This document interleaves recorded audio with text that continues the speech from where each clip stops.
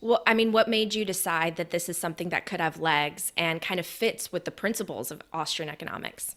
So I think I heard about it initially and I was interested in it because it had a fixed supply. Like that was the only thing I knew. I didn't understand anything about what was going on, and there wasn't a lot of content online for you to figure out what's going on at that time. And I wasn't very interested. And I was generally kind of, sympathetic but skeptical. Like, yeah, of course, government's going to shut it down. They're going to put a couple of people in jail and they'll shut it down.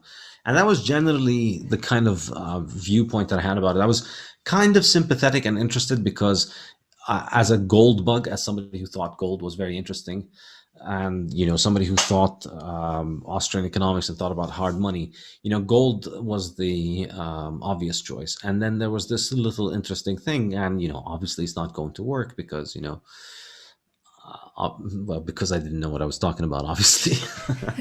But I think because of my interest in Austrian economics and hard money and all of that, I heard about Bitcoin relatively early, but it took me quite a while until 2013, 2014 that I started to really appreciate that this is not just fantasy, and it's not just a little niche thing, and it's not just open source software project that can get a little popular with a small niche group. This actually has legs, and it could grow into a financial alternative to the monetary system that we have.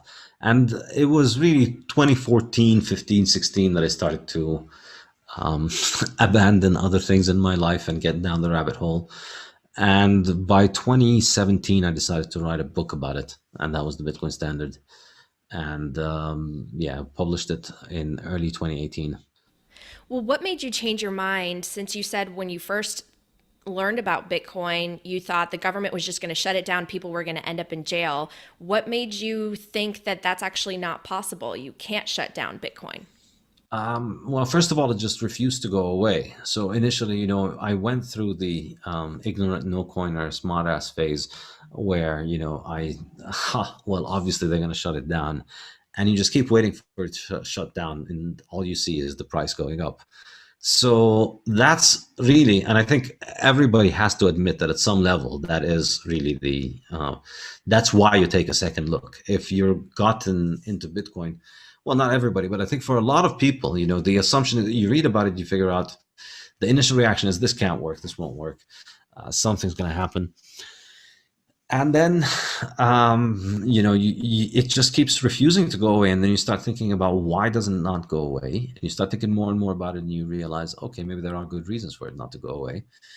And yeah, that was kind of my reason. I think what really influenced me perhaps was in 2013. I think a couple of things. First of all, finding out about Bitcoin mining and Bitcoin hash rate. And 2013 was like a year after ASIC mining had become a thing. And so the amount of hash power that was dedicated for Bitcoin was enormous at that point. And so, I hadn't spent a lot of time understanding what was going on.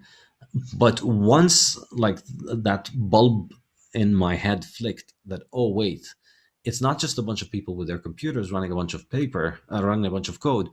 They're actually using physical resources and spending a serious amount of money with large infrastructure spread out all over the world in order to make this thing happen. So that was, I think, a tipping point, and that was a point that made me revise my prior. So the price going up, the fact that the mining was such a big deal, and I was still, I still had a very simple idea about how Bitcoin worked at that time. I hadn't really looked into it. So finding out that mining continued to survive, and I think also the fact that Silk Road was shut down and yet Bitcoin survived, that was a weird one, because in my mind, this was when, all right, now they're going to shut down a big website, and then everybody's going to dump their Bitcoin, and it's going to crash to zero, and nobody wants to be holding it, and it crashes to zero, and that's the end of that.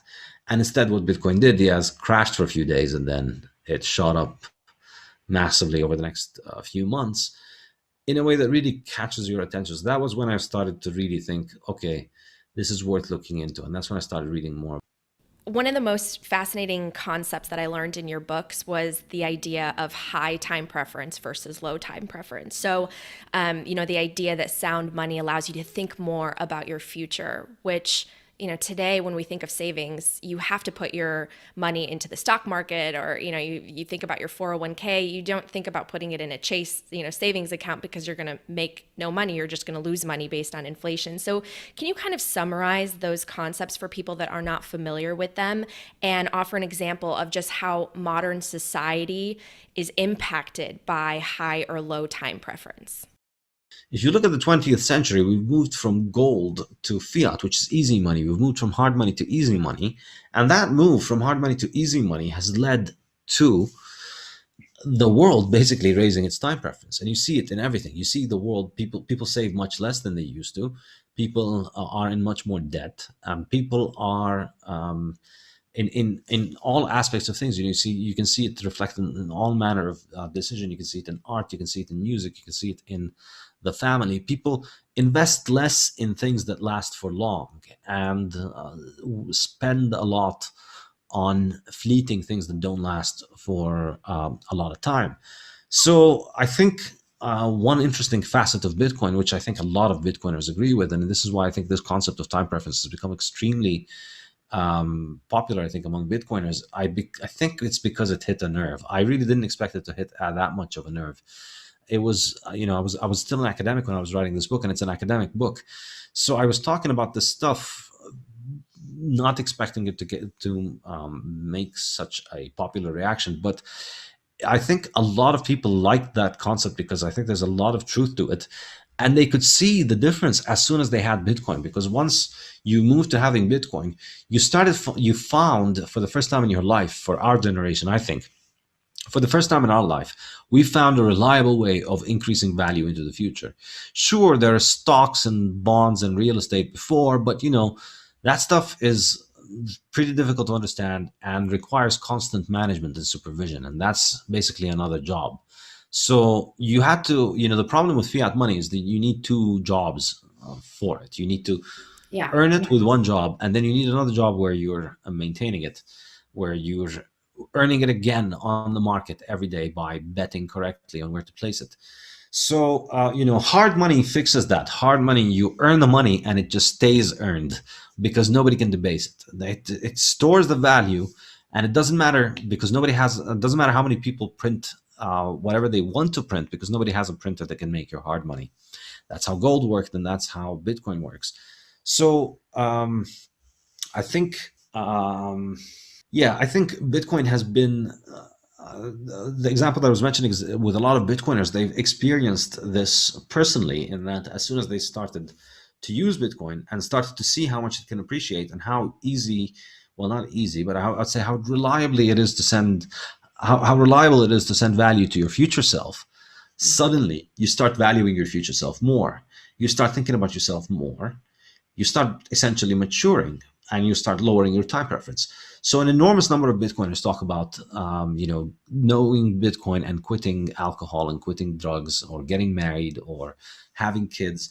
It just, it seriously switches people's perspective toward thinking about the long term, because you can provide for the long term. Whereas before Bitcoin, you had no reliable way of knowing how you could have wealth in 5 years. You either had to spend 5 years either managing your house to make it store value, which is still, it's not going to make a lot of money, or managing stocks, which is another job.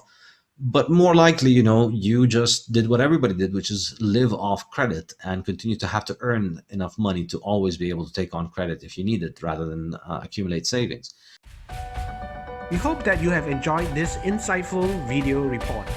Please give it a like and do share it with your friends. To explore further on profitable Bitcoin analysis, please check out our live Bitcoin seminars and webinar events. The link access to the event platforms are listed in the description of this video below.